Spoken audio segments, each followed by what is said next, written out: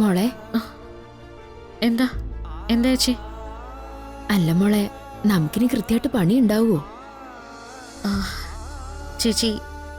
ചേച്ചിക്കറിയാലോ, പെട്ടെന്ന് കുറേ ഓർഡറുകൾ ക്യാൻസലായി.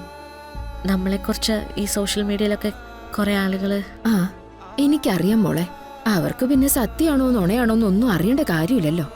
കണ്ണിക്കണ്ടവന്റെ ജീവിതം അവർക്ക് നേരം പോക്കല്ലേ. അതെ മോളെ, ഇവിടെ വടക്കുവശത്തൊരു മില്ലില്ലേ, ആ മില്ലിൽ എന്നെ പണിക്ക് വിളിച്ചായിരുന്നു. കുറെ നാൾ മുമ്പ് ഞാൻ അവിടെ നിന്നതാ. പിന്നെ ഈ മുളകിന്റെയും മല്ലിയുടെയും എനിക്കതിനി പറ്റില്ല. ഡോക്ടർ പറഞ്ഞിട്ടാണ് അത് അവസാനിപ്പിച്ചത്.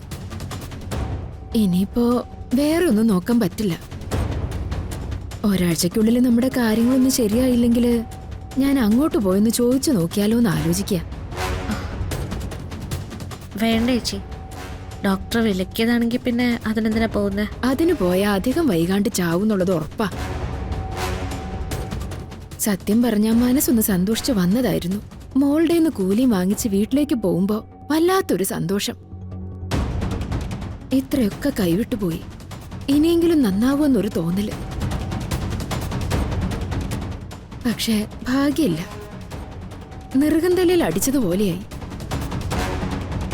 സാരില്ല, ചേച്ചി മോളെ കുറ്റം പറയില്ല. സംഭവിച്ചതൊക്കെ ചേച്ചിക്ക് അറിയാലോ. പിടിച്ചു നിൽക്കാൻ നിവൃത്തിയില്ലാതെ വന്ന ചേച്ചിക്ക് വേറെ മാർഗമില്ല. ചേച്ചി ഒരു മിനിറ്റ് നിൽക്ക്, ഞാൻ പറയാം.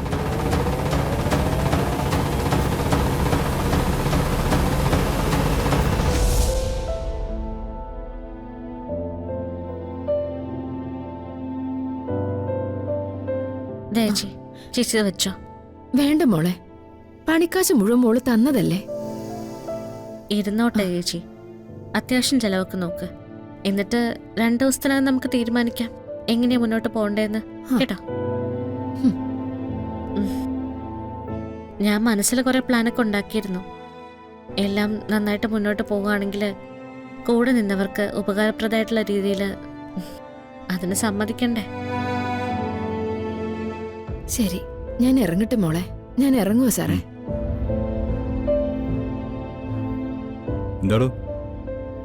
ആ ചേച്ചി ഒരു സ്ഥലത്ത് പണിക്ക് വിളിച്ചു, പോയിക്കോട്ടെ എന്ന് ചോദിക്കാൻ വന്നതാ. പാവം. അപ്പോ ആറ്റുവാശ്ശേരി സദ്യ തുടങ്ങില്ലെന്നുള്ള കാര്യം അവർക്കൊക്കെ ഉറപ്പായി അല്ലേ?